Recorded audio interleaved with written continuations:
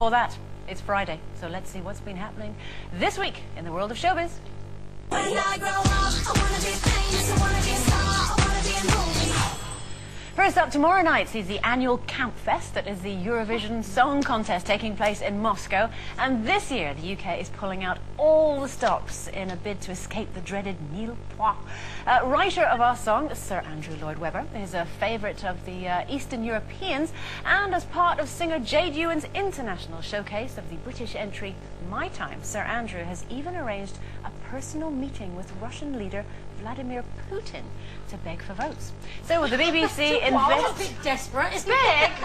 Well, ask nicely. Go on then, Vlad.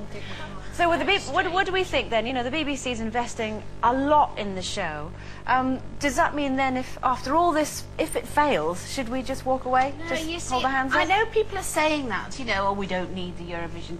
But, you know, it's one of our biggest shows, and it's not about the winning, it's about an entertainment show on the television, which we're getting rid of, and I just think it's a great show. And that we should keep it... and that we should keep it... I'm not there. Keep the Eurovision, keep it an make it bigger, make it a big, great, big, fun show. It is a big, fun show. Well, make it even, spend some more money on it. Fun!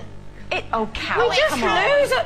Look, I don't think you'd even give it this chance. You know, I know we've got an entry and all that, but, you know, we're still going to get nil points again. What's the point? That's such a bad attitude. And yes, but the other thing is, Terry Wogan's gone. He's gone. That's like the Ravens leaving the tower. It's like Santa cutting his hair off. It's like all of those things. The show is dead because Terry's gone. Downer on it. Yes. Can't watch it. That's terrible. What? But don't do that. I agree with Carol. I think it's a load of old rubbish. It is rubbish. So do they. I think... I don't even know whether we should be debating whether it should be taken seriously or not. I mean, it's not a proper competition. There aren't any decent songs in it, are there? And so I mean, apart from when we were in, you know, when we won with Bucks Fizz.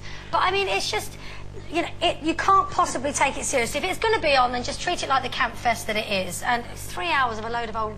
Oh, I think it's fantastic fun, and there's you know, you can get your friends round and you can try and score along with, and they're changing the voting this year, so it's half panel. Right. Come on! I think you're all being very disloyal, and I think you all need a good slap. Well, can I just say as well quickly that there won't be anyone there because it's in Moscow, isn't it? Yes. Now, does anyone know how expensive it is to go to Moscow? No. Who's going to go and stay in a hotel? Like, the minimum price for a hotel is about 400 quid. Right. Who's going to go? Well, we'll find out tomorrow. We'll find out tomorrow. And pay that sort of money. Nobody. Some people are more loyal, I have to say, than that. Next up, talking of big events. Amy Winehouse may wish to return to the stage, but it would seem the world isn't quite ready for her yet.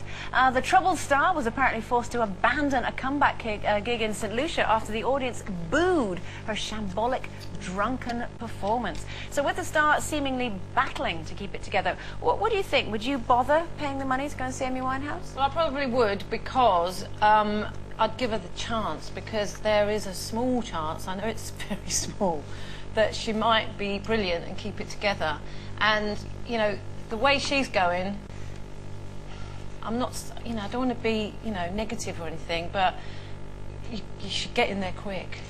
Well, look, you know, come on, she's a mess, isn't she? And, you know, it's a shame and everything, but she is still brilliant. You know, she's got a great voice. I think it's just really sad. I look at her and it breaks my heart. She's such a talented girl, and it really breaks my heart to see her. I can't even look at the photographs of her anymore. I just think, oh, please somebody just take her home, you know. I know what you just mean. really tears me apart. I wouldn't want to see her stumbling around a stage. I think, you know, she's a really, really talented kid, but she's a kid. And I think it's such a shame that she's, you know, she was so vulnerable and left to get into such a way without anybody really genuinely taking care of her. I saw her, you know, when she performed at Glastonbury, and it was quite a stressful experience, I thought, watching her, because there were flashes of brilliance then, you know, and the whole, you know, her whole ensemble was brilliant. Her backing singers were brilliant, and every now and again you'd think, oh yeah, this is great, and then she'd kind of lose it again. And I found it quite stressful to watch. It was unsettling. I didn't like it. In this moment, you wish that these PR companies that push these girls would just take her away, take her out of the business, and she goes away for 2 years and gets herself back together again. Yeah. Okay. Doing it. All right then. Finally, Now magazine has reported this week that Brad Pitt has allegedly been secretly meeting up with his ex, Jennifer Aniston, behind his girlfriend Angelina Jolie's back. It's claimed they're simply seeing each other as friends, but would you secretly like to see him reunited with Jen? Well, I absolutely love Jennifer Aniston, I have to say. And I've always thought they fitted together, don't you? Somehow they fit together. And I can't think of Jennifer without Brad. And I think it's the saddest thing of all. But having said that, he shouldn't be cheating. I hope he's not cheating. Shouldn't be going behind her back. Shouldn't be seeing Jennifer. He is married. Or is he married to her? No, they're not married. He's not married to Angelina, no. They have lots of children, so they should stop. But I love Jennifer, and I've always seen them as a couple. Yes, but look, everybody says, oh, love Jennifer Aniston. Oh, I don't know about that Angelina Jolie. And the problem is, everybody loves Jennifer Aniston because they all think she's Rachel in Friends, and she's not. You know, for all we know, she might be a right cow. We don't know.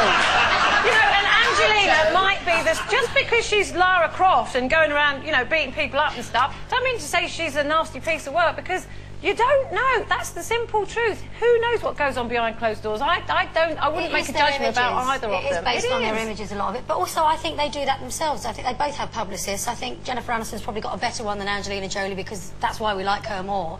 It reminds me of, like, years ago, Doris Day, who was like the girl next door, versus like the Ava Gardner kind of femme fatale. You wonder how kind of manufactured they both are. But there's a little bit of me, and I've never met Angelina Jolie. I've heard a few things about her from people that have worked with her, that she's quite difficult, but I secretly wouldn't mind Brad just giving her a little bit of a hard time. Just to wipe that really big smile off her face.